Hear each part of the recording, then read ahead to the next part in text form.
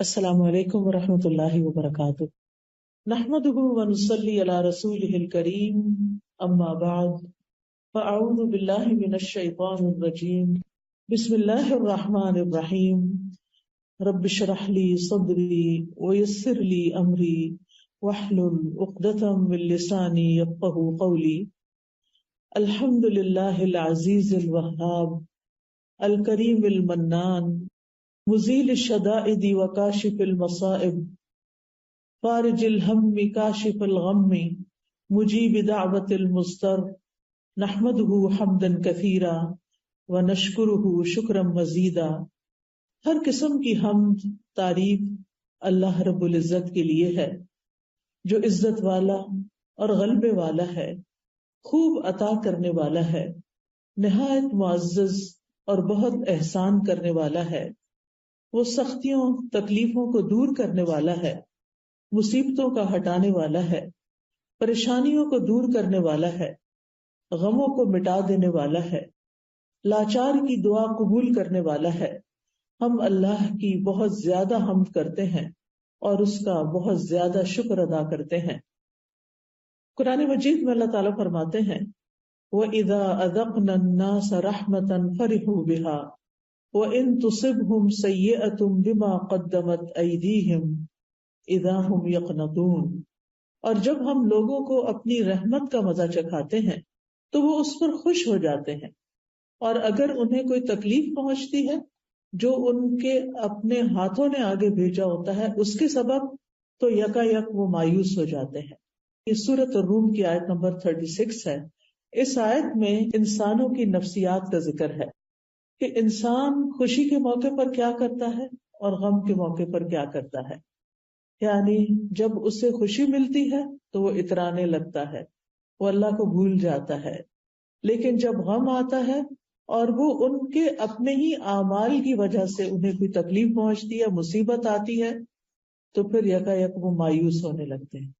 یعنی بہت کم انسانوں کے اندر ایک اعتدال کا رویہ ہوتا ہے کہ جس میں وہ خوشی اور غم کے موقع پر اپنے آپ کو کمپوز رکھیں، خوشی کے موقع پر اللہ کا شکر ادا کریں اور غم کے موقع پر صبر و شکر سے کام لیں۔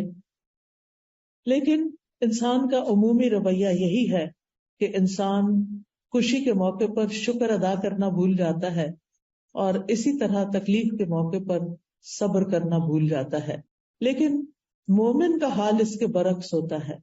مومن ہر چھوٹی اور بڑی نعمت پر اللہ سبحانہ وتعالیٰ کا شکر ادا کرتا ہے، اور پھر کسی بھی خوشی کو، نعمت کو، خوشحالی کو اپنی محنت کا نتیجہ نہیں سمجھتا، اپنا کمال نہیں سمجھتا۔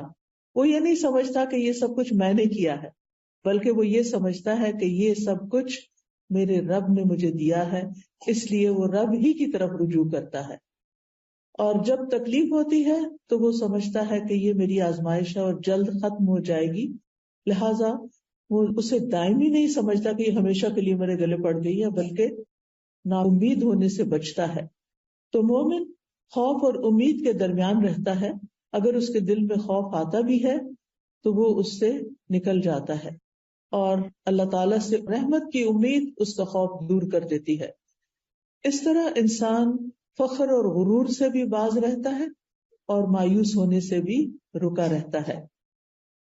تو انسان اگر اپنی زندگی پر غور کرے تو جتنی اس کو نعمتیں ملی ہیں اس کے مقابلے میں تکلیفیں بہت کم ہیں، لیکن ہمارا حال یہ ہوتا ہے کہ ہم نعمتوں کا ذکر کرنا بھول جاتے ہیں، جبکہ اللہ تعالیٰ نے فرمایا فَأَمَّا بِنِعْمَةِ رَبِّكَ فَحَدِّثْ، کہ جہاں تک تمہارے رب کی نعمت کا تعلق ہے تو اس کا ذکر کرو، اس کو بیان کرو۔ نعمتوں کا ذکر کرنا چاہیے، نعمتوں کو یاد کرتے رہنا چاہیے، اپنے دل میں اور دوسروں کے سامنے بھی اللہ سبحانہ وتعالیٰ کا شکر ادا کرنا چاہیے۔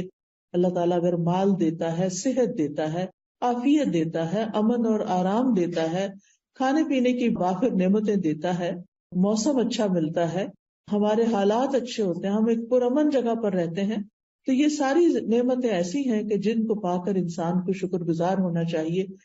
اور اس کے ساتھ یہ کہ انسان ہمیشہ اللہ تعالیٰ کی طرف رجوع کرتا رہے اور اپنا کمال اس کو نہ سمجھے، اور کسی بھی نعمت کے ملنے پر ناشکری سے بچے، کیونکہ انسان کی فطرت میں یہ چیز بھی ہے کہ جب اس کو کوئی ایک چیز مل جاتی ہے تو وہ اس پر قناعت نہیں کرتا، وہ چاہتا ہے اس سے اور آگے ملے اور آگے ملے، لہذا وہ اس کو بھول کر اور کی تلاش میں نکل کھڑا ہوتا ہے، لہذا جو نعمتیں اس کو ملی ہوتی ہیں ان سے بھی پوری طرح فائدہ نہیں اٹھاتا۔ ہم دیکھتے ہیں کہ مومن کی ایک صفت یہ بھی ہے کہ وہ نعمت کی نسبت اللہ تعالیٰ کی طرف کرتا ہے، اس سے اللہ تعالیٰ اس سے راضی ہو جاتا ہے۔ اور دوسری طرف یہ ہے کہ انسان کے اوپر تکلیف کب آتی ہے؟ جب اس کا مال چلا جاتا ہے، جب اس کی اولاد کو کوئی تکلیف پہنچتی ہے، یا اولاد دنیا سے چلی جاتی ہے، یا پھر یہ ہے کہ کوئی آزمائش آ جاتی ہے مال میں، یا قحط پڑ جاتا ہے، یا دنیا کے حالات کچھ خراب ہو جاتے ہیں جیسے کووڈ آ گیا تھا، یا اور اسی طرح کے غم آ جاتے ہیں زندگی میں۔ تو ایسی صورت میں بندہ مومن مصیبت پہنچنے پر سب سے پہلے اپنا جائزہ لیتا ہے، کیا کہ کہیں میں نے کوئی گناہ تو نہیں کیا تھا، میری کوئی غلطی تو نہیں۔ مثال کے طور پر اگر بچے کی طرف سے کوئی تکلیف آئی ہے، بچہ ستا رہا ہے، بچے کی طرف سے کوئی پریشانی ہے، تو انسان کو فوراً سوچنا چاہیے کہ کہیں میں نے اپنے والدین کو تو کوئی تکلیف نہیں دی تھی، کہیں ایسا تو نہیں کہ میں نے اس کی تربیت میں کوئی کمی کی ہو، کہیں ایسا تو نہیں کہ میں اس کو ٹائم کم دیتی ہوں، کہیں ایسا تو نہیں کہ میں نے اس کو وہ کچھ سکھایا نہیں جو سکھانا چاہیے تھا۔ تو مومن جو ہے وہ فوراً اپنی غلطیوں کی طرف نظر دوڑاتا ہے، صرف اس بات کا شکوہ شکایت نہیں کرتا رہتا کہ بچہ ایسا ہے اور بچہ یہ کرتا ہے اور بچہ وہ کرتا ہے، اور آج کل کے تو بچے ہی ایسے ہیں، اور یہ تو میڈیا نے ان کو خراب کر دیا ہے، اور گیجٹس نے خراب کر دیا ہے، اور گیمز نے خراب کر دیا ہے۔ یہ ساری چیزیں بھی فراہم کرنے والے ہم خود ہی ہوتے ہیں، اور پھر بعض اوقات یہ ہوتا ہے کہ ہم خود اپنے ہاتھوں اپنے بچوں کو ایسی تعلیم دیتے ہیں کہ جس سے وہ نہ اللہ کے رہتے ہیں، نہ دین کے، نہ ایمان کے، اور نہ ماں باپ کے۔ یعنی جو بچے دین کو چھوڑ جاتے ہیں پھر عموماً وہ ماں باپ کو بھی چھوڑ جاتے ہیں، کیونکہ دین ہی ان کو یہ سکھاتا ہے کہ انہوں نے ماں باپ کا حق ادا کرنا ہے۔ قرآن مجید میں کئی مقامات پر اللہ تعالیٰ فرماتے ہیں وَاعْبُدُوا اللَّهَ وَلَا تُشْرِكُوا بِهِ شَيْئًا وَبِالْوَالِدَيْنِ إِحْسَانًا، اللہ کی عبادت کرو، اس کے ساتھ کسی کو شریک نہ ٹھہراؤ، اور والدین کے ساتھ احسان کرو۔ یہ سبق تو قرآن سکھاتا ہے، اسلام سکھاتا ہے، دین سکھاتا ہے، لیکن افسوس یہ کہ ہم نے ان کو دین ہی تو نہیں سکھایا۔ ہم عام طور پر ان کی دنیاوی تعلیم کے لیے تو پریشان ہوتے ہیں، لیکن دینی تعلیم کے لیے خاطر خواہ بندوبست نہیں کرتے۔ ناظرہ قرآن پڑھا لیا، زیادہ سے زیادہ خوش ہو گئے تو حفظ کرانا شروع کر دیا، لیکن دین کی انڈرسٹینڈنگ، دین کی سمجھ بوجھ، اس کے بارے میں ہم کم ہی غور کرتے ہیں۔ اب آپ دیکھیے کہ جن اسکولوں میں وہ جاتے ہیں وہاں تو ہر چیز دین کے الٹ جا رہی ہے، وہاں تو ان کو دین نہیں ملتا۔ مسجد ہم انہیں نہیں لے کر جاتے، وہاں بھی دین نہیں ملتا۔ پھر اس کے بعد آپ دیکھیں کہ گھر پہ ماں بھی دین نہیں سیکھی ہوئی، لہٰذا اس کو ماں بھی نہیں سکھاتی، باپ ہے تو وہ اپنی کمائی میں مصروف ہے، اور اگر زندگی کی دوڑ میں لگے ہوئے ہیں تو باپ کے ساتھ ماں بھی مصروف ہے، تو اس صورت میں بچے دین سے دور ہو جاتے ہیں۔ تو اس میں آپ دیکھیے کہ جب بچے کے پاس کوئی موقع ہی نہیں، اس نے دین سیکھا ہی نہیں، وہ دین والوں سے ملا ہی نہیں، اس نے دین کی خوبصورتی کو جانا ہی نہیں، اور ہم صرف گھر میں اسے حکم دے رہے ہیں نماز پڑھ لو، قرآن پڑھ لو، اور بس یہی دین سمجھتے ہیں ہم، تو نتیجہ کیا ہوتا ہے؟ وہ دین سے تو دور ہوتا ہی ہے، ماں باپ سے بھی دور ہو جاتا ہے، اور پھر خاندان اور رشتے دار اور سبھی کو چھوڑ جاتا ہے۔ اس لیے اگر کوئی ایسی چیز ہو تو ہمیں اس صورت میں اللہ سبحانہ تعالیٰ کی طرف رجوع کرنا چاہیے، اپنے گناہوں کی معافی مانگنی چاہیے۔ It's never too late. بچہ عمر کے کسی بھی حصے میں پہنچ چکا ہے تو آپ اللہ سے مایوس نہ ہوں، آپ خوب رو رو کر دعائیں کریں، اللہ کو پکاریں، اللہ سے مانگیں، اللہ تعالیٰ ضرور اس کو لوٹائے گا۔ بعض صالحین کہتے ہیں کہ میں اپنے گناہ کا اثر اپنی سواری میں اور اپنی بیوی کے اندر، اپنے بچوں کے اندر دیکھ لیتا ہوں، کیونکہ جب میں اللہ کی نافرمانی کرتا ہوں تو وہ میری نافرمانی شروع کر دیتے ہیں، یعنی ان کے اندر کوئی نہ کوئی ایسی چیز آ جاتی ہے کہ جو میرے لیے تکلیف کا باعث بنتی ہے۔ اور پھر یہ ہے کہ غم اور تکلیف میں مایوس نہیں ہونا چاہیے، کیونکہ یہ مایوسی جس طرح عام طور پہ آپ نے سنا کہ کفر ہوتی ہے، یعنی اللہ کی ناشکری ہے، اور پھر یہ کہ یہ ہوتی کیوں ہے؟ یقین اور ایمان کی کمزوری کی وجہ سے۔ یعنی انسان کا جب یقین کمزور ہو جاتا ہے، ایمان کمزور ہو جاتا ہے، اللہ کا سہارا وہ چھوڑ بیٹھتا ہے، اللہ سے مایوس ہو جاتی. اللہ سے کیسے ہم مایوس ہو سکتے ہیں جبکہ زمین و آسمان کی ساری قوتیں اور سارے خزانے اللہ کے ہاتھ میں ہیں. اگر ہماری زندگی میں کوئی کمی ہو رہی ہے تو اللہ تعالیٰ تو صرف کن کہہ کے اس کو پورا کر سکتا ہے. لہذا انسان کو کبھی مایوس نہیں ہونا چاہیے. اور مایوسی کیا ہوتی ہے؟ کسی چیز کے مل جانے کی آرزو ختم ہو جانا، زندگی میں کوئی امید نہ رہنا، زندگی میں کوئی خوشی نہ رہنا، کسی چیز پر ایکسائٹیڈ نہ ہونا. اور پھر یہ ہے کہ اللہ کی رحمت سے مایوس ہو کر بعض اوقات لوگ خودکشی کا سوچنے لگتے ہیں، بعض اوقات لوگ دعا مانگنا چھوڑ دیتے ہیں، کچھ لوگ نماز پڑھنا چھوڑ دیتے ہیں. تو یہ تمام چیزیں جو ہیں یہ انسان کی حالات میں کچھ بہتری نہیں لاتی. ان چیزوں سے انسان اور تکلیف میں ہی چلا جاتا ہے. یا پھر زیادہ سے زیادہ کیا ہوتا ہے کہ انسان کسی کو فیس نہیں کرنا چاہتا، کسی گیدرنگ میں نہیں جانا چاہتا، کسی کے ساتھ ملنا جلنا چھوڑ دیتا ہے، لوگوں سے کٹ آف ہو جاتا ہے، تنہائی کا شکار ہو جاتا ہے، دن بھر سوتا رہتا ہے، راتوں کو جا کے روتا رہتا ہے. تو زندگی ایک عذاب بن کے رہ جاتی ہے. تو اس لیے بہت ضروری ہے کہ انسان مایوسی سے نکلے، ڈپریشن سے نکلے اور اللہ سبحانہ و تعالیٰ کو تھام لے، اللہ کی طرف رجوع کرے اور اس وقت کے گزرنے کا انتظار کرے. اللہ سبحانہ و تعالیٰ قرآن مجید میں بندوں کو مایوس ہونے سے منع فرماتا ہے کہ لا تقنطوا من رحمت اللہ ان اللہ یغفر الذنوب جميعا. اللہ کی رحمت سے مایوس نہ ہو. اللہ سبحانہ و تعالیٰ سارے گناہ یقینی طور پہ معاف کر سکتا ہے، وہ معاف کر دے گا. اسی لیے مایوسی کو ایک کبیرہ گناہ کہا گیا اور اسے گمراہ لوگوں کی صفت کہا گیا. وَمَن يَقْنَطُ مِن رَحْمَتِ رَبِّهِ إِلَّا الضَّالُّونَ. اور گمراہوں کے سوا کون اپنے رب کی رحمت سے نا امید ہو سکتا ہے. یعنی اس کا مطلب یہ ہے کہ اگر کوئی انسان مایوسی کا شکار ہے تو وہ سیدھے رستے سے ہٹ گیا ہے. جو رستہ اللہ سبحانہ تعالیٰ کی طرف جاتا ہے اور اللہ سبحانہ تعالیٰ کی رحمت جس سے انسان پاتا ہے، تو ایسی صورت میں انسان نا امید نہیں ہو سکتا. نا امیدی جو ہے یہ اللہ تعالیٰ کی بے ادبی کی ایک قسم ہے، اور اللہ تعالیٰ سے مایوس ہونا اللہ تعالیٰ کی صفات کا بھی انکار ہے. اور اللہ کی رحمت سے نا امید ہونا جو ہے وہ انسان کے اپنے حق میں سب سے زیادہ نقصان دہ ہے. پھر ہم دیکھتے ہیں کہ اللہ سبحانہ تعالیٰ اپنے بندوں کو مایوس ہونے سے بچاتا ہے، اور اس کے لیے بارش کی مثال دی جاتی ہے کہ وہی ہے جو بارش برساتا ہے جبکہ لوگ نا امید ہو چکے ہوتے ہیں، اور اپنی رحمت کو پھیلا دیتا ہے، اور وہی مدد کرنے والا ہے اور تمام تعریفوں کے لائق ہے.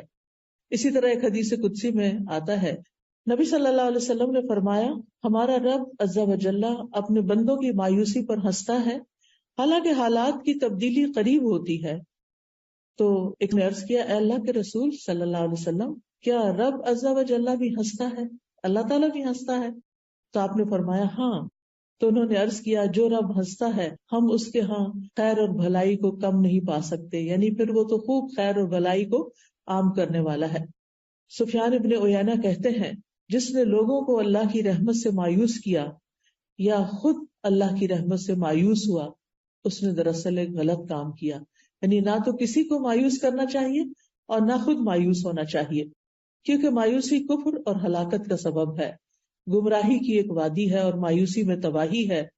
اور مایوس ہونے والے جو ہیں وہ پھر کسی کام کے نہیں رہتے، نیکی کے کام میں سستی اور کمزوری آنے لگتی ہے. مایوسی سے انسان اللہ کے ذکر سے دور ہو جاتا ہے اور بعض اوقات گمراہیوں کی طرف اور گناہوں کی طرف چل پڑتا ہے.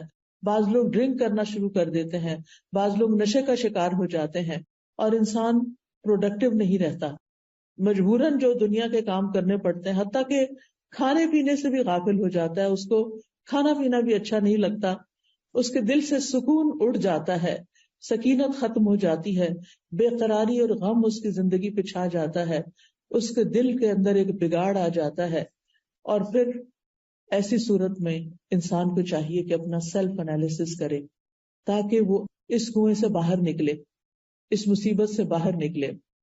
ہم سب کے لیے کچھ سوال ہیں، میں سوال کرتی جاؤں گی، آپ اپنا جائزہ لیتے جائیں کہ کیوں میں اللہ کی رحمت سے مایوس ہوئی، کب ہوئی، کن کن مواقع پر میں پریشان ہوتی ہوں، وہ کون سی چیز ہے جس کی وجہ سے میرے اندر چڑچڑا پن آ جاتا ہے. آپ گھر جا کے ان سوالوں کو لکھ بھی سکتے ہیں. یعنی پہلے تو مرض کو ڈائگنوز کریں کہ وہ کون سی چیز ہے جس کی وجہ سے مجھے بہت غصہ آ جاتا ہے، میں بہت پریشان ہو جاتی ہوں، میں ڈپریشن میں چلی جاتی ہوں، میں مایوسی میں چلی جاتی ہوں۔ دوسرا سوال یہ کہ پھر میں اس سے نکلنے کے لیے کیا کرتی ہوں، یعنی کیا میں اس میں جب گرتی ہوں تو پھر میں گری رہتی ہوں یا میں باہر آنے کی کوشش کرتی ہوں؟ اس وقت میری کیفیت کیا ہوتی ہے؟ رونا دھونا، یا شکوے شکایت کرنا، یا ہر وقت اٹھتے بیٹھتے آہوزاری کرنا، یا پھر کسی علم والے سے، کسی ڈاکٹر سے، کسی سائیکیٹرسٹ سے، کسی دینی عالم سے رجوع کرنا۔ آپ دیکھیے کہ ہم میں سے ہر ایک کی آزمائش فرق ہوتی ہے، لیکن دنیا کا کوئی انسان ایسا نہیں کہ جو آزمایا نہ جائے۔ مثلاً ہم چھوٹی چھوٹی چیزوں پر بھی اپنی زندگی میں پریشان ہوتے ہیں۔ مثال کے طور پر آپ جس گھر میں رہتے ہیں وہاں کا شور، بچوں کا شور یا کسی کا اونچا بولنا آپ کو بہت ڈسٹرب کرتا ہے، جس کی وجہ سے آپ سارا دن ڈسٹرب ہی رہتے ہیں۔ پھر اسی طرح کسی کا اصول توڑنا، مثلاً آپ اپنے ہسبینڈ کے ساتھ گاڑی میں جا رہے ہیں، وہ اسٹاپ سائن پہ رکتے نہیں، وہ ڈرائیونگ کرتے ہوئے اسپیڈ لمٹ سے آگے چل پڑتے ہیں، اس طرح کی چھوٹی چھوٹی باتیں۔ وہیں گاڑی میں بیٹھے بیٹھے آپ پریشان ہو جاتے ہیں، آپ اتنے شوق سے کسی پکنک پہ جا رہے ہیں لیکن وہ جو راستے میں ٹریفک رولز توڑے جا رہے ہیں اور آپ ٹینس بیٹھے ہوئے ہیں کہ ابھی کسی کو آپ نے دیکھ لیا تو اب شامت آئی اور اب پتہ نہیں کیا ہوتا ہے، کوئی ایکسیڈنٹ ہو، یعنی سارا وقت جو ہے وہ آپ کا ایک ٹینشن میں، ایک پریشانی میں اور ایک خوف میں اور ایک غم میں گزرتا ہے، حتیٰ کہ آپ نہ ریلیکس ہوتے ہیں، نہ کوئی بات کرتے ہیں، نہ ہنس سکتے ہیں، نہ خوش ہو سکتے ہیں۔ سارا وقت آپ کی نظر جو ہے وہ سڑک پر ہی لگی ہوئی ہے کہ اب پتہ نہیں کیا ہوگا اور اب کیا ہوگا۔ اسی طرح کچھ لوگوں کی پریشانی روپے پیسے میں، بزنس میں، جاب میں کمی کی وجہ سے ہوتی ہے۔ کبھی لوگوں کو اپنے خاندان والوں سے بہت شکوے شکایات ہوتے ہیں، والدین سے شکایتیں ہوتی ہیں، پھر شوہر ایسا مل گیا، پھر بچے ویسے ہو گئے، پھر بہن بھائی ایسے ہیں، پھر رشتے دار ایسے ہیں، زمانہ ہی ایسا ہے، لوگ ہی ایسے ہیں، کوئی بھی اچھا نہیں، سبھی سے بد دل، سبھی سے مایوس، کوئی توجہ نہیں دیتا، کوئی مجھ سے محبت نہیں کرتا، یعنی اس قسم کی باتوں میں کھوئے رہتے ہیں۔ کچھ لوگوں کو اللہ کا شکر ہے کہ صحت کا بھی مسئلہ نہیں ہوتا، رشتے داروں کا بھی، ان میں سے نہ مالی بس سب نعمتیں ہیں، وہ پوری دنیا کو اپنے سر پہ بٹھا دیتے، کس ملک میں کیا ہو رہا ہے اس کی خبریں سن، اس کی سن، رہتے یہاں ہیں 20 سال سے پاکستان نہیں گئے لیکن پاکستان کے حالات پہ اتنے دکھی اور اتنے غمگین رہتے ہیں کہ جیسے ان کے اس دکھ اور غم کی وجہ سے سارے حالات ٹھیک ہو جائیں گے۔ جس محفل میں بیٹھیں گے وہاں پالیٹکس ڈسکس کرنا شروع کر دیں گے اور مستقل ایسا لگتا ہے کہ جیسے وہی سب سے زیادہ ایکسپرٹ ہیں ان ساری چیزوں پہ، حالانکہ ان ساری باتوں کا ان کی ذات سے کوئی خاص تعلق نہیں ہے۔ جب آپ کسی ملک میں رہتے نہیں ہیں تو اس کے غم پالنے سے آپ کا کچھ بھلا نہیں ہونے والا۔ تو یاد رکھیے، خوشی یا مصیبت پہنچنے پر اپنے رویے، اپنے ریئیکشن کو دیکھا کریں کہ میں اس پر ریئیکٹ کس طرح کرتی ہوں، اور پھر اس ریئیکشن کے بعد وٹ نیکسٹ، میں کیا کرتی ہوں۔ یعنی مثال کے طور پر شوہر کی کوئی بات بری لگی، اس کے ساتھ غصے سے ریئیکٹ کیا، اس کے بعد اس کا بھی موڈ آف ہو گیا، آپ کا بھی ہو گیا، اب سارا دن کوئی بول چال نہیں، اب سارا دن اپنے آپ کو کھائے چلے جا رہے ہیں، کھائے چلے جا رہے ہیں۔ اب آپ کو کرنا کیا چاہیے؟ اب آپ سوچتے ہیں کہ اب یہ حالات ٹھیک کیسے ہوئے، کہ کچھ مرد حضرات تو ایک دفعہ ناراض ہو جائیں تو پھر دن ہی لگ جاتے ہیں ان کو واپس لوٹنے میں، تو پھر آپ کو یہ پریشانی لگتی ہے کہ اب پتہ نہیں کس دن گھر کا ماحول ٹھیک ہوگا، اور پھر ابھی ٹھیک ہو نہیں رہتا کہ پھر دوبارہ کوئی مسئلہ پیش آ جاتا۔ تو ضرور سوچیں کہ کہیں میری وجہ سے تو نہیں یہ ہوتا، کہیں میں تو اس کا سبب نہیں، کہیں میں تو اوور ریئیکٹ نہیں کر جاتی۔ کیونکہ دو چوائسز ہوتی ہیں آپ کے پاس، ایک یہ کہ آپ کسی ایسی سچویشن کو جو آپ پسند نہیں کرتے اس کو اگنور کر جائیں، وہاں سے ہٹ جائیں، وہاں سے نکل جائیں۔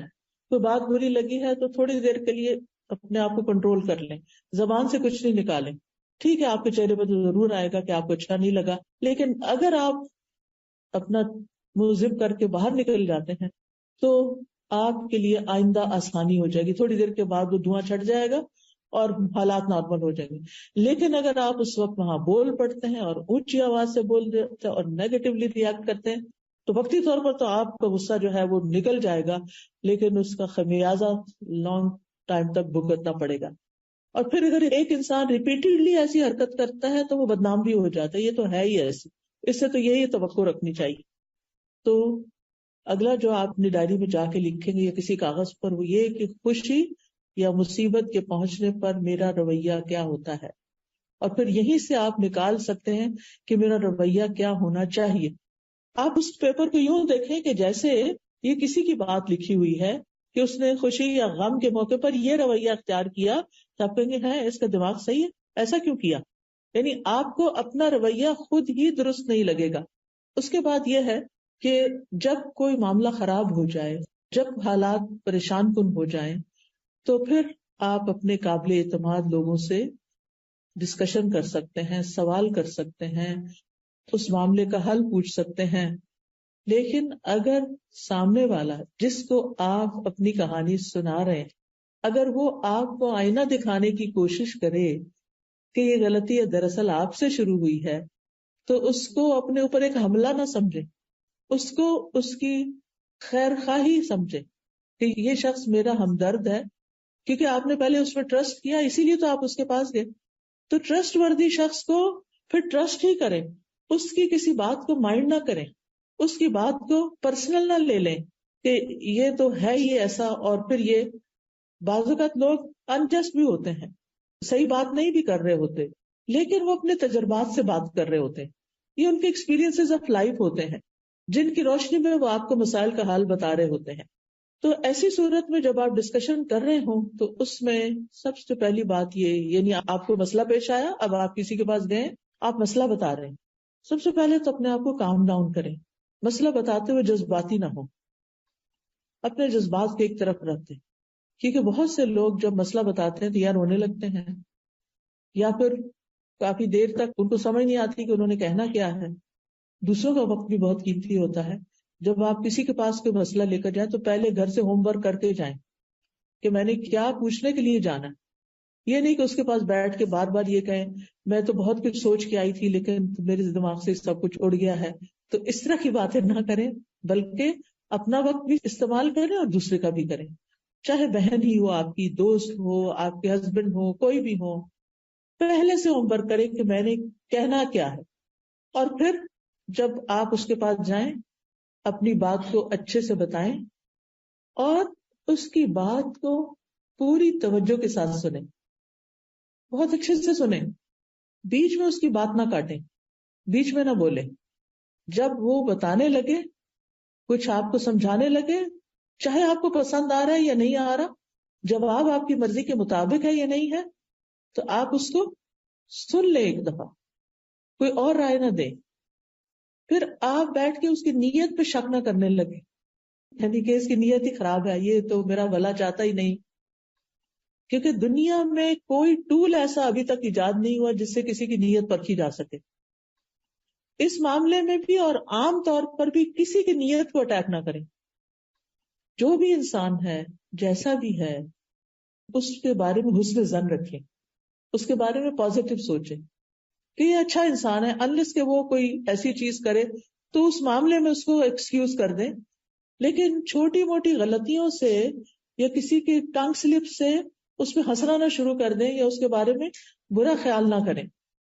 پھر آپ دیکھیے کہ جب آپ گفتگو کریں، اپنا مسئلہ بیان کریں، تو اپنی نیت کو بھی ٹٹولیں کہ آپ کیوں مسئلہ بیان کر رہے ہیں، اور پھر یہ کہ آپ واقعی مسئلے کا حل چاہتے ہیں یا صرف کتھارسس چاہتے ہیں کہ آپ کو کوئی مل جائے کہ جس کے سامنے اپنی کہانی سنائے.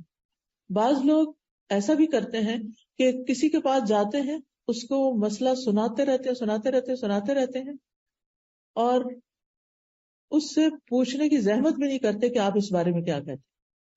جب ساری کہانی سنا چکتے تو پھر کہتے ہیں بس یہی تھا جو آپ کو بتانا چاہ رہے تھے، اینڈ دیٹس اٹ، کہانی ختم ہو گئی ہے، اب ہمارا غصہ دور ہو گیا.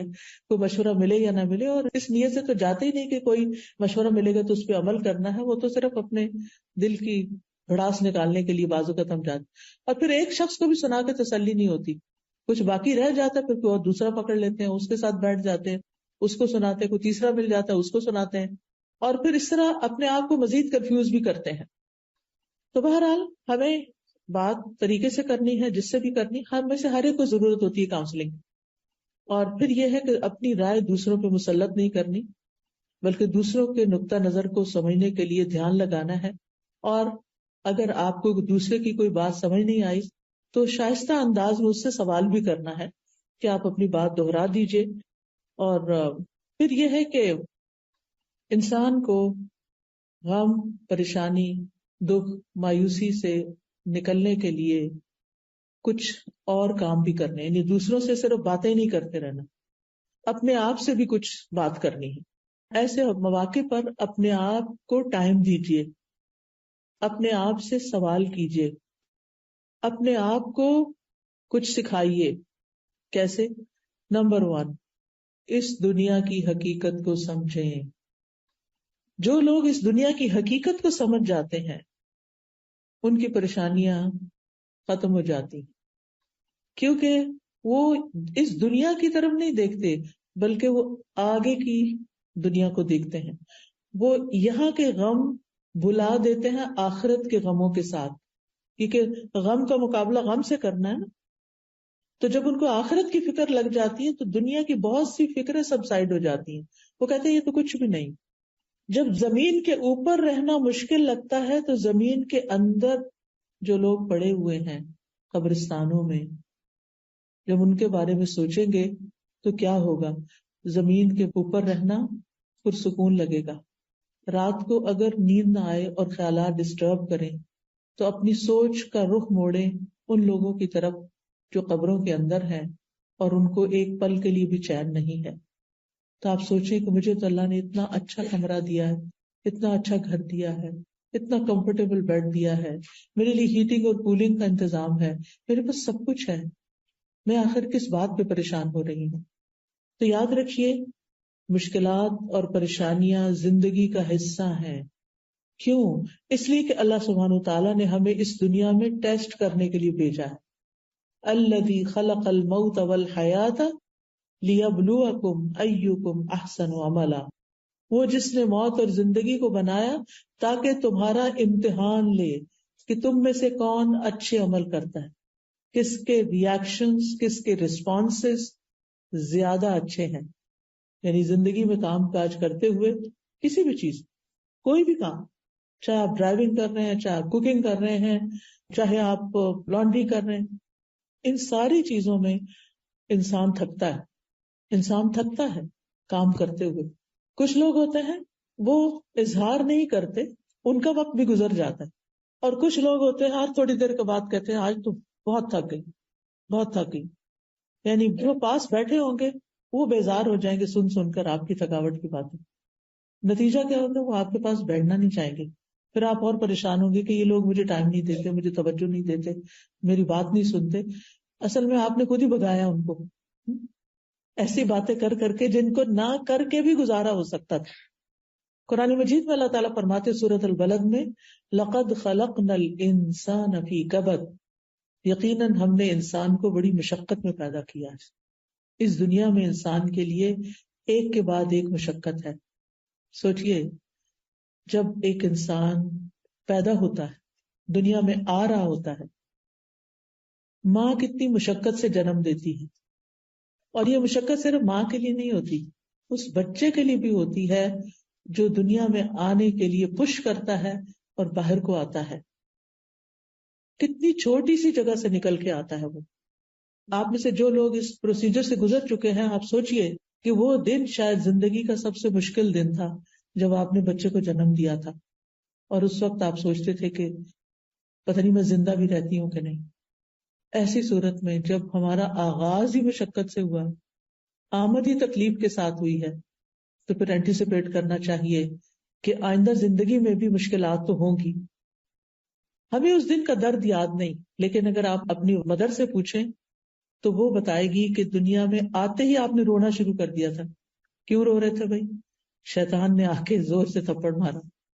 حدیث سے پتا چلتا ہے، میں اپنے پاس سے بات نہیں بتاتی، کہ ابن آدم جب پیدا ہوتا ہے شیطان پہلے سے انتظار میں کھڑا. اپنے رشتہ دار تو باہر کھڑے ہوتے ہیں نا، یعنی جب بچے کی پیدائش ہوتی ہے تو باقی تو ماں باپ یا بہن بھائی باہر کھڑے ہوتے ہیں انتظار میں، شیطان اندر پہنچا ہوا ہوتا ہے.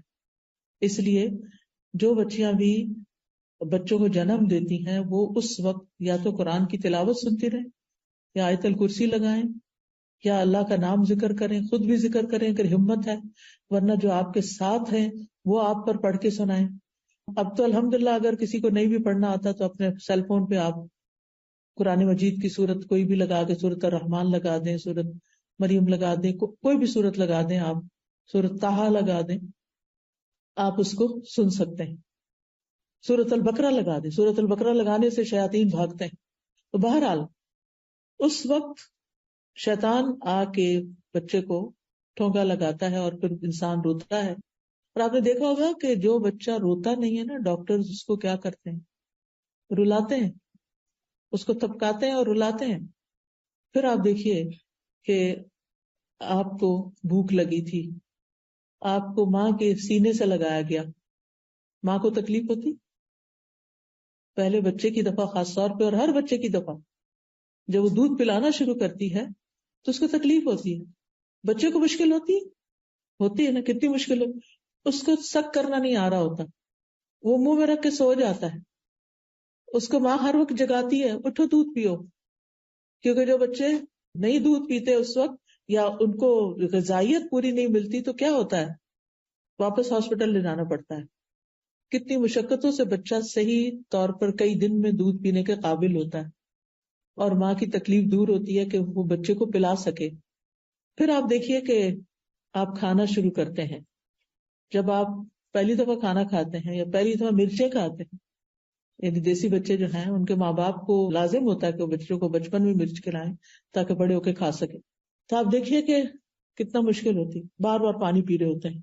مجھے اچھی طرح یاد ہے کہ جب میں چھوٹی تھی تو کھانے کے 7 گلاس، ہر نوالے کے بعد پانی، ہر نوالے کے بعد پانی. کتنا نقصان دہ ہے، لیکن مرچیں برداشت نہیں ہوتی. بہرحال پھر آپ دیکھیے کہ بولنا شروع کرتے ہیں، مشکل ہوتی، کتنی مشکل ہوتی ہے. بچے کو کتنی دفعہ ایک لفظ سنانا پڑتا ہے، بار بار بار بار، پھر وہ سیکھتا ہے. پھر آپ دیکھیں کہ الفاظ جوڑتے ہیں، پھر جملے بناتے ہیں، پھر پیراگراف بنتے ہیں. لکھنا شروع کرتے ہیں، مشکل ہوتی. کوئی کٹنگ آرٹ اینڈ کرافٹ کرتے ہیں، مشکل ہوتی ہے. پھر آپ بچے کو بٹھاتے ہیں، کتنی دفعہ پٹکتا نیچے، سر اس کا لگتا ہے جا کے گر جاتا ہے. کبھی اس کو سہارے دے دے کے بٹھاتے ہیں، کبھی کہیں بٹھاتے ہیں. پھر کرال کرنے میں مشکل ہوتی. پھر آپ دیکھیے کہ چلنے میں تو اور مشکل ہے، ہر چند قدم کے بعد بچہ گرتا ہے. جب دوڑنے لگتا ہے تو ٹکراتا ہے چیزوں سے جا جا کے. بچپن کی مشقتیں ہمیں یاد نہیں ہوتی، وہ تو ہماری ماں برداشت کرتی ہے نا ساری کچھ، جس کو پھر ہم بڑے ہو کے بھول جاتے ہیں اور اس کی چھوٹی چھوٹی باتوں کو مائنڈ کرتے ہیں. پھر اسکول جانے میں مشکل ہوتی. بچے کتنا روتے ہیں، کتنا تنگ کرتے ہیں. صبح اٹھانے میں، جتنے دن اسکول جاتے ہیں بچے، صبح کے گھر میں ایک ہنگامہ ہوتا ہے، اور بچوں کو چھوڑ کے آنا، لے کے آنا. پھر انسان سوچتا ہے کہ اب ہائی اسکول تک پہنچ گیا. ہائی اسکول بڑا مشکل ہے. پھر ہائی اسکول کی گریجویشن ہو گئی، شکر ہے ایک کام ختم ہوا. سمجھتے ہیں کہ شاید مشکل یہاں ختم ہو گئی. پھر کیا ہوتا ہے؟ یونیورسٹی ہے، یونیورسٹی ختم ہو گئی. یونیورسٹی کے جتنے بھی سال ہیں مشقتوں میں گزارے، بڑی بڑی کتابیں پڑھتے، اسائنمنٹس کرتے اور پروجیکٹس بناتے. پھر کیا ہوا؟ پھر اب اس کے بعد جاب چاہیے. ڈگری پہ ڈگری لے چکے ہیں، جاب نہیں مل رہی. مشقت پہ مشقت، خدا خدا کر کے جاب ملی. اب شادی کرنا ہے، ایک رشتہ دیکھ رہے ہیں، دوسرا دیکھ رہے ہیں، تیسرا دیکھتے ہیں، رشتہ پسند نہیں آ رہا، شادی کو تاخیر ہو رہی. پھر ایک اور مشقت، شادی ہو گئی، اب سب کی نظریں لگی ہوئی ہیں بچہ کب ہوتا ہے.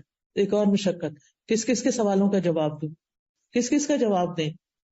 یعنی ینگ گرلس کے اوپر مجھے رحم آتا ہے کہ جن کو ہر آنٹی پوچھنے کھڑی ہو جاتی ہیں کوئی خوشخبری. بھائی جب کوئی آئے گی تو آپ کو بھی پتا چل جائے گا کہ آپ نے دعائیں کرنی ہیں، آپ دعائیں کریں. اور پھر خاص طور پر جن عورتوں کو کمپلیکیشنز ہو جاتی ہیں، ایک سے زیادہ بچہ پیدا نہیں کر سکتی. میری ایک بہت ہی سمجھدار اسٹوڈنٹ تھی اور لکھتی تھی اخباروں میں اور بہت قابل. ان کا ایک بچے کے بعد دوبارہ کہ کوئی کمپلیکیشن ہوگی، بچہ پیدا نہیں ہو سکتا. اور وہ اس بات سے اتنی فرسٹریٹ ہوتی تھی کہ ہر دوسرا بندہ اس سے پوچھ رہا ہوتا تھا کہ تم اور بچے کیوں نہیں پیدا کر رہے، کیوں نہیں تمہارے بچے ہوتے، کیوں نہیں ہوتے. یہ اللہ کی مرضی. جتنے بچے دنیا میں آنے نا اتنے ہی آنے ہیں، آپ زیادہ نہیں کر سکتے باتیں کر کر کے. اور پھر ججمنٹل ہو جاتے ہیں ہم کہ یہ تو پیدا کرنا ہی نہیں چاہتی، یہ تو بہت آزاد خیال ہے، اور یہ تو بس چائلڈ لیس زندگی گزارنا چاہتی. اپنے پاس سے باتیں، یہ آپ کو کہاں سے پتا چل گیا؟ آپ نے اس سے جا کے کوئی انٹرویو کر کے آئے کہ وہ کیا چاہتے ہیں اور کیا نہیں. اور اگر بفرض محال وہ چاہتی بھی ہے تو وہ تو اس کی چوائس ہے نا. پھر آپ کو غیبت کرنے سے کیا ملے گا؟ آپ کو باتیں بنانے سے کیا حاصل ہوگا؟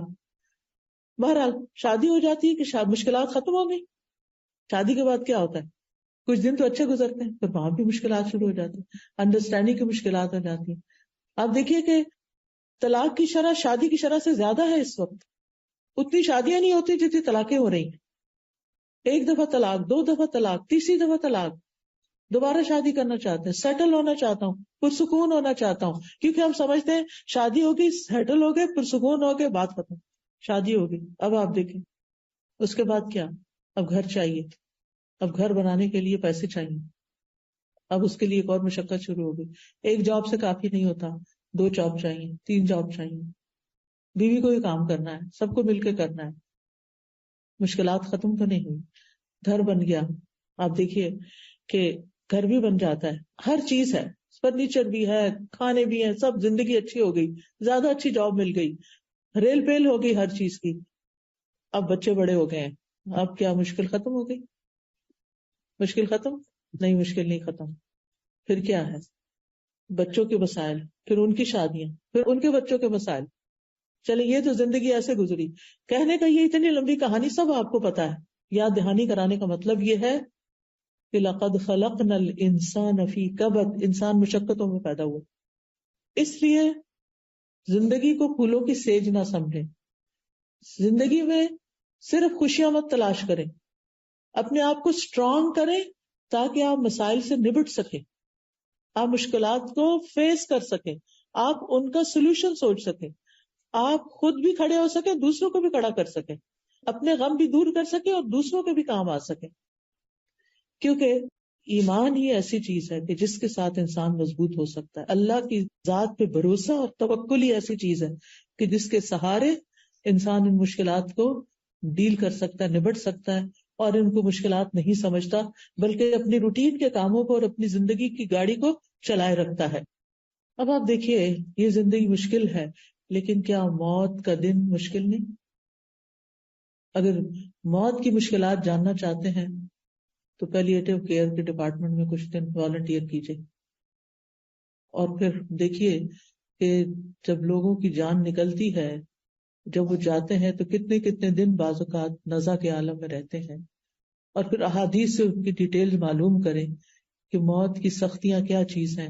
نبی صلی اللہ علیہ وسلم اپنے آخری وقت میں بار بار ان پہ غنودگی طاری ہو جاتی تھی، پانی کا پیالہ رکھا ہوا تھا جس میں ہاتھ ڈال کے اپنے چہرے پہ پانی لگاتے تھے اور فرماتے تھے ان للموت سکرات، موت کی سختیاں ہیں.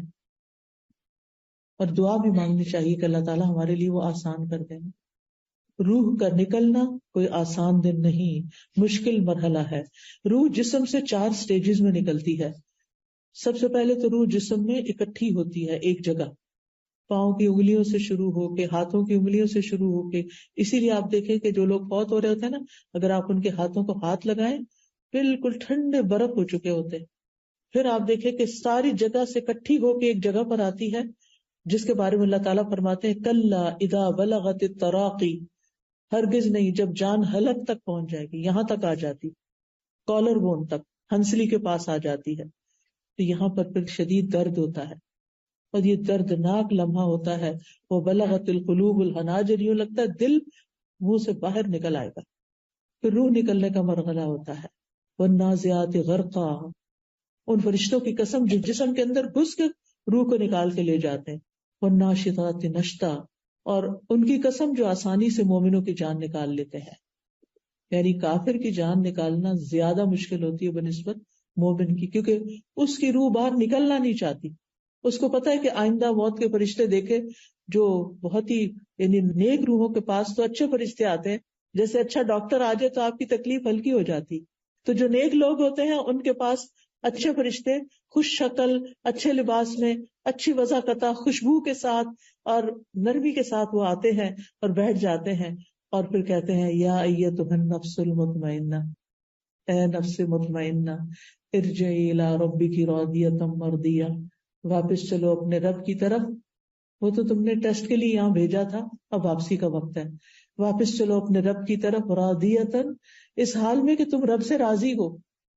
کیونکہ اس وقت بھی شیطان بہکاتا ہے، یہ دیکھو تمہارا رب تمہارے ساتھ کیا کر رہا ہے. مومن کہتا ہے میں اپنے رب سے راضی ہوں، جیسے دنیا میں تکلیف کی حالت میں وہ اپنے رب سے راضی رہتا تھا. موت کے وقت بھی راضی رہتا ہے. راضیۃ مرضیہ، ایسے شخص پر رب کی رضا بھی آ جاتی. اور اس کو کیا صدا ملتی، کیا آواز آتی ہے، فادخلی فی عبادی وادخلی جنتی. آؤ میرے نیک بندوں کے ساتھ تم بھی جمع ہو جاؤ، آؤ میری جنت میں داخل ہو جاؤ.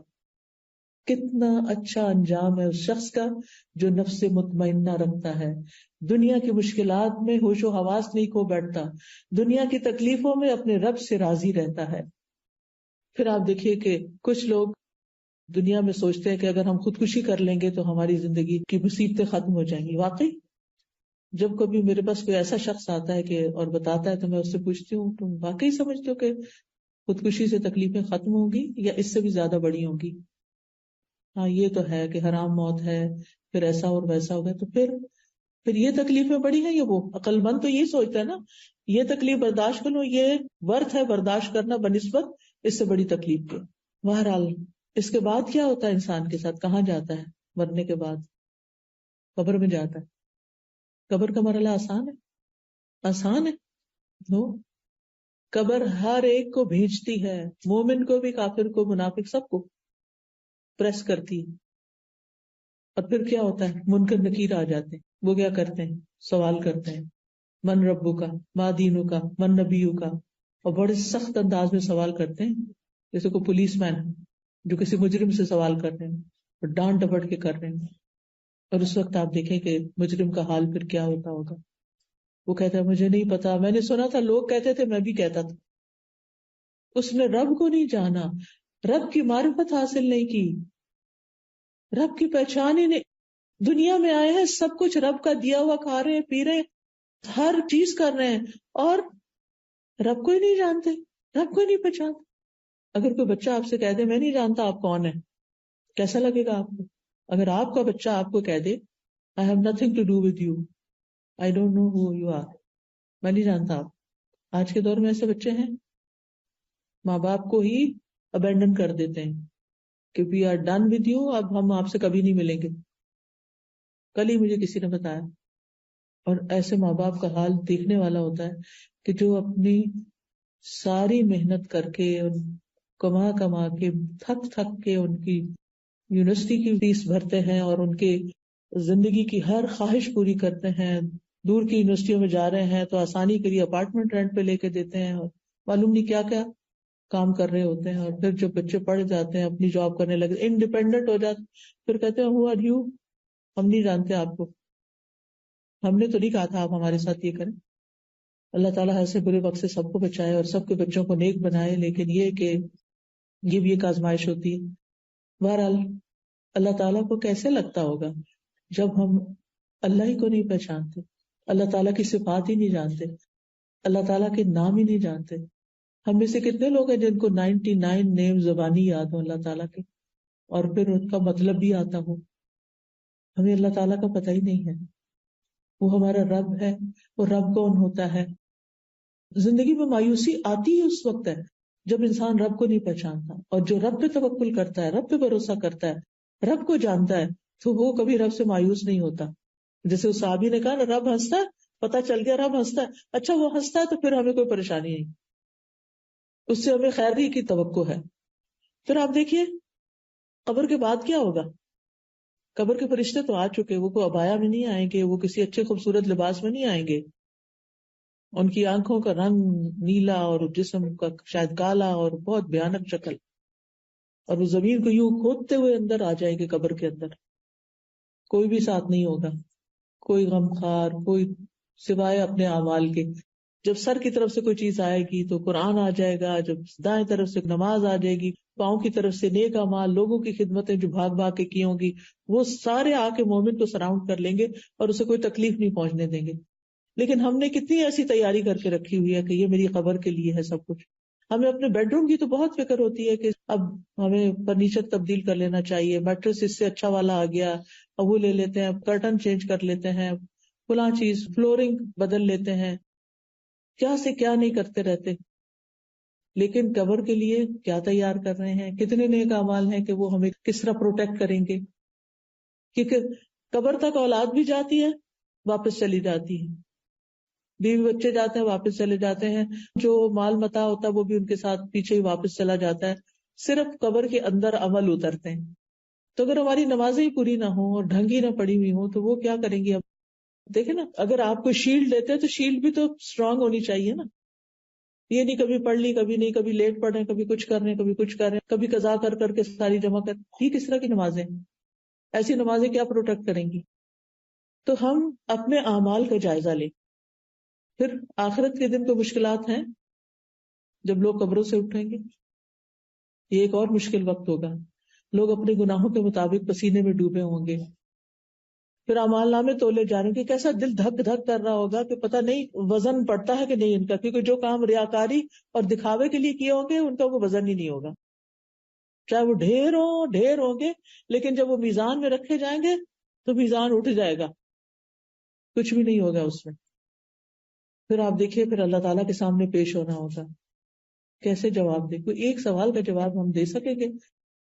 کیونکہ اللہ کو تو سب پتا ہوگا. کوئی جھوٹ بھی نہیں بول سکتے، کوئی دھوکہ فریب، کوئی باتیں ٹال مٹول بھی نہیں کر سکتے. دنیا میں تو کوئی کوشچن کرتا نا ہمیں، جیسے بچہ ہم سے کچھ پوچھتا ہے تو ہم نہیں بتانا چاہتے تو ہم اس کا دھیان بانٹ دیتے ہیں. شوہر کچھ پوچھتا نہیں بتانا چاہتے تو ادھر ادھر بات کر دیتے ہیں. لیکن وہاں تو نہیں کچھ بھی کر سکیں گے.